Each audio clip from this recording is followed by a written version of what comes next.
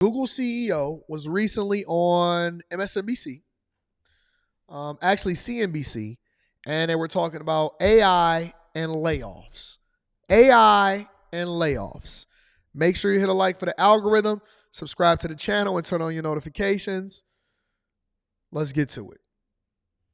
I want to talk about TV and sports for a second, just because the Super Bowl is coming up, and there was a big deal that was made this week in the sports TV world. You've been running YouTube TV quite successfully, and of course, YouTube itself is now bigger than Netflix, a fact that I think most people don't focus on. What do you think is going to happen to the cable bundle? You've been part of sort of keeping that bundle through YouTube TV. What do you think about this new bundle that Disney is creating with Warner Brothers, Discovery, and Fox? First of all, I mean, these are some of our important valued partners, both on YouTube and YouTube TV, and I expect our partnerships to continue.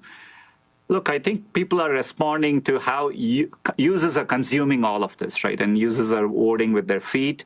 The consumption patterns are clearly evolving. And I think you're seeing people adapt to that. So I'm excited to see what they put together. These are great organizations. And no, he didn't say YouTube TV is bigger than Netflix. He said YouTube is bigger than Netflix, which it is bigger than Netflix. They are some of our valued partners too. As you said, YouTube TV has now over 8 million subscribers. And, you know, the work we have done with NFL on Sunday Ticket has been super well received. And, you know, I'm excited for the Super Bowl as well. So, do you see yourself becoming a major bidder over time for sports? I think it's a great question. I think we will be ROI focused. So I think the answer, it depends. For us, the NFL. What does it mean to be ROI focused? Return on investment, which is incredibly smart. And this is why I like the CEO of, well, you can say of Google, but he's actually the CEO of Alphabet, right? And he's saying that, listen, we're not just going to jump into it just for the sake of competing or jumping into it.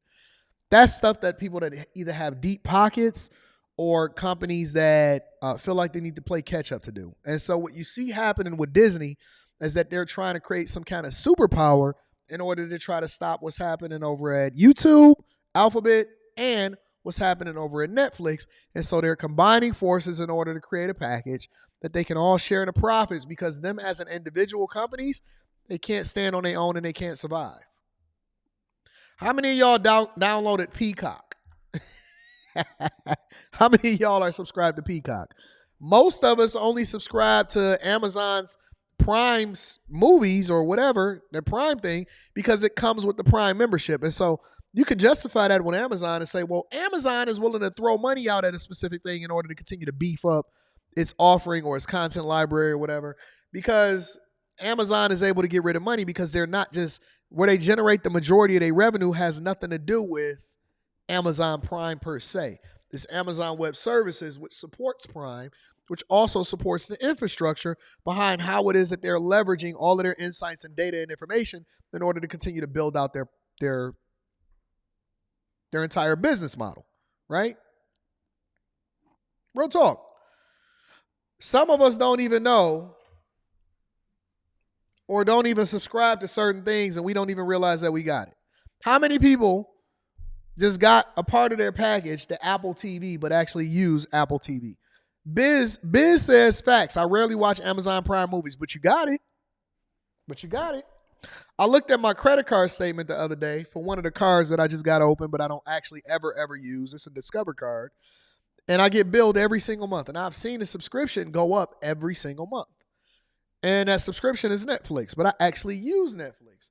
The only ones that I use, because I got rid of Disney Plus because they pissed me off with all of this woke agenda. The only one that I use, the only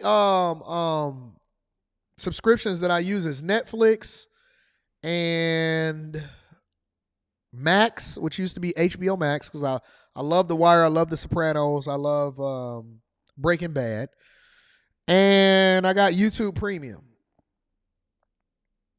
I actually got some other subscriptions too. I got, from a content perspective, I got Apple because I got like a bundle of like, Apple Fitness Plus and all of that other crap that comes along with Apple Music. So most of the other stuff that I'm subscribed to, I subscribe to it based off of the bundle, and not necessarily because I want it or I like it. But basically what he said, listen, we have to look at what the return on investment is. We don't want just exclusivity for the sake of wanting exclusivity. We want exclusivity as far as to see how it actually benefits us long term from a financial perspective. NFL Sunday Ticket gives us a great way to work with a very, very good partner with very valuable content and see how it works. So far, it's been great. But I think we will have a disciplined ROI framework. We now have subscription products. We have advertising products. Some of this pulls through demand on our advertising products as well. So I think we'll evaluate it on a case-by-case basis. Right. Culture question. You've been going through a number of layoffs. Those of us who try to keep up with the company from the outside have been reading articles about some of the all-hands meetings and frustration that you're hearing from employees and the like. What's happening inside the company right now? Look, first of all, we see an extraordinary opportunity ahead, given the shifts underway, and we are investing for that future. But I think it's important we are able to create capacity from within. And let me tell you what capacity from within means. First, listen, this guy is a master. He's a master at his craft. He's a master at his craft. He said, listen, the technical constraints of what's going on in the industry is forcing us to make some adjustments. And we have to create capacity from within. Masterful, may I add. But let me give it to you from a C student's perspective. I did hear about that Shadow Dragon TV. I'll get to that in a second. Let me give it to you from the C student's perspective. This is all just smoke and mirrors. What he's basically telling you is that, look, the market conditions has changed. The talent pool is robust. We're not making as much money. We also got artificial intelligence to eliminate some jobs. And the jobs that we are going to keep, people are going to have a lot more to do. And so when he says create capacity from within, that basically says we're going to do more with less. So the people may not necessarily get laid off. We're going to get rid of the masseuses. We're going to get rid of all of this free lunch and all of this stuff. But you're going to have to do more with less. You're going to have to continue to rebuild and build up your skill set in order to stay in these certain positions and make sure that you invest in assets so that you don't get laid off in the future. That's basically what it's saying. Layoffs are going to continue. We're going to create capacity from within. We're going to promote from within. We're going to be a lot more careful with how many people that we pull in and hire. And we're not just going to have a bunch of projects that's in flight based off of nothing, because we're not just going to keep on having our monies. We got to give more value to the shareholders and not just to the workers. Capacity from within. So some of it is refocusing and reprioritizing within the company. Refocusing and reprioritizing within the company. Okay, you come over from this project, you work on something that we actually need. I know we needed to hire for this position, but we're going to repurpose you because you got the skill set to stick around. What's going on with the rest of y'all over there? Are y'all continuing to work on y'all skills? Are y'all marketable? Are y'all still holding on to the same programming languages and the same skill set that you had when you came in here? Y'all days is numbered, buddy. Y'all going to have to get yourself together. If you're not a cultural fit, if we can't use you over here, if you're not pivoting, you're not continuing to work, you don't have no new certificates, okay, keep doing what you're doing. We're going to see what's happening. Making sure we can make the investments we need. And we are really focused on improving velocity and execution as a company as well. When it impacts people, it's hard, particularly We're focused on increasing velocity and execution as a company. We want to move faster because it's companies like Microsoft that's using ChatGPT that's continuing to take our lunch. And so we want to be able to pivot quicker, and we don't want to be able to move like a big behemoth. If we see a new technology, we see a new company, we want to move a little bit quicker in order to adapt the technology and be able to compete against other companies. I'm going to translate it for y'all. Don't worry about it. They keep on throwing a lingo out here, and it seems a lot more complicated than it is. But it's not. We're going to get there. For a company like Google, which over the past 25 years hasn't gone through a moment like this. But, we've always deeply cared about our employees. I don't think most companies engage with employees in the transparent way we do. And I think that creates some of this. We care about you. conversation outside, but I've always viewed it as a source of strength for the company. It's a strength. And, Strength in the moment. we'll work through this moment. And, I'm excited about the opportunities we have ahead and the innovation we have ahead of us. All innovation. Now, the question was about layoffs, and they threw so much word salad in there that you forgot that he actually asked you about layoffs. We're going to create capacity from within. We have a lot of passion for our employees. We're actually transparent, and we think that makes for a better culture. We're going to make sure that we repivot, and we want to move with a lot more capacity and a lot more fluidity. And we got to make sure that everybody is on the same page because the culture is important to the profitability of the company. Okay? You got it? Hey, send me my $30 million, man. What do you think Google looks like in 5 years from now?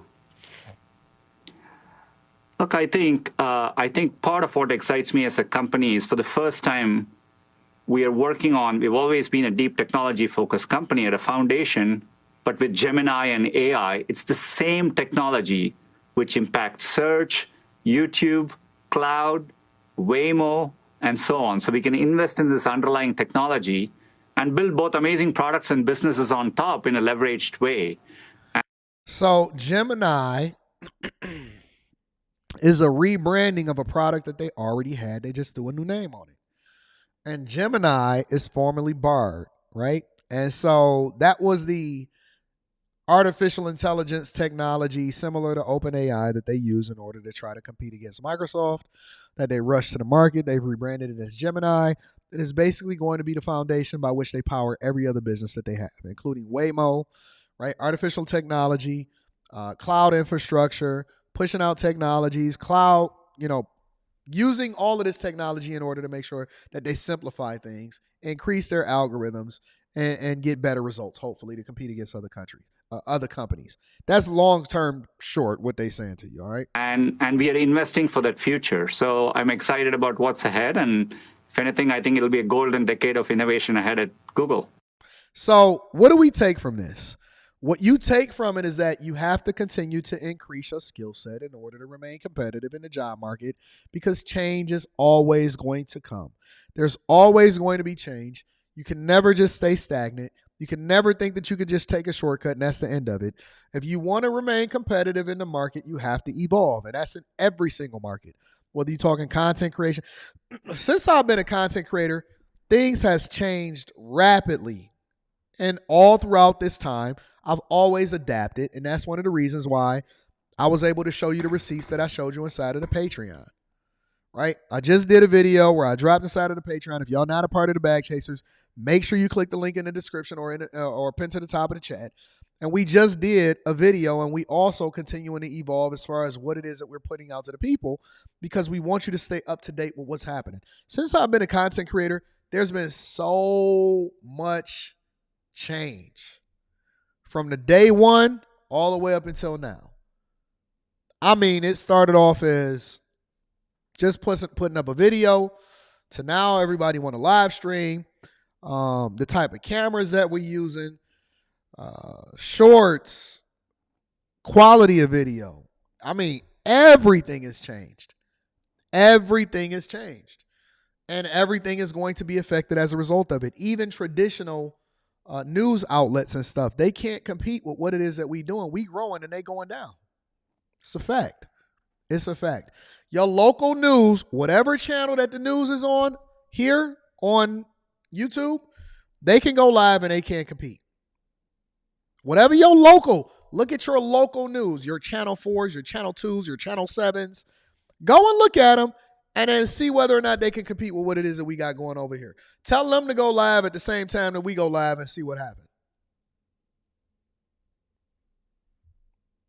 You got to change. You got to evolve. And you're going to continue to see changes within an industry. And if you do not adapt to it, you're going to be disrupted.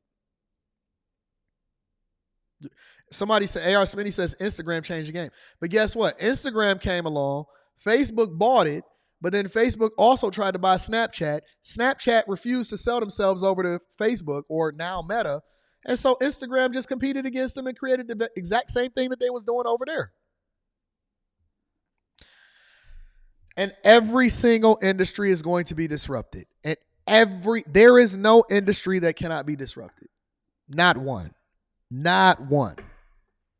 Not one.